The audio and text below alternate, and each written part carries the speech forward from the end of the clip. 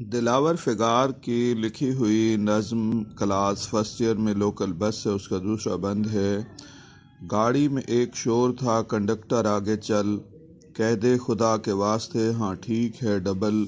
کب تک کھڑا رہے گا سرے چارہ عمل،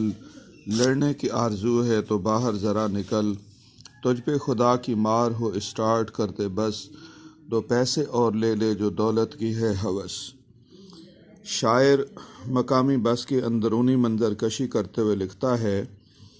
کہ بس مسافروں سے پوری طرح بھر چکی ہے، لیکن بس کا ڈرائیور اور کنڈکٹر اپنی روایتی ہٹ دھرمی اور مزید سواریوں کے لالچ میں اسے چلانے کا نام نہیں لے رہا۔ حالانکہ بس کی بہت سی سواریوں کا اصرار آہستہ آہستہ بڑھتا جا رہا ہے کہ بس کے کنڈکٹر کو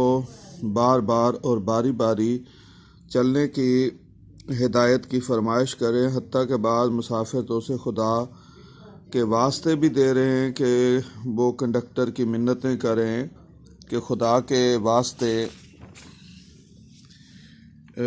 اب تو بس کے ڈرائیور کو چلنے کا اشارہ کر دو، آخر تو کب تک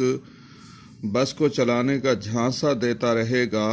اس بند میں ہمارے مقامی ٹرانسپورٹروں کی مکارانہ فطرت کو نہایت فنکاری سے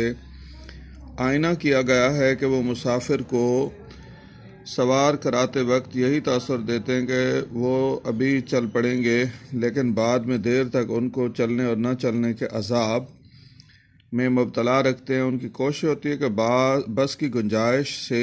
کم از کم 100 گنا سواریاں دگنا سواریاں لاد لی جائیں۔ شاعر کہتا ہے کہ اس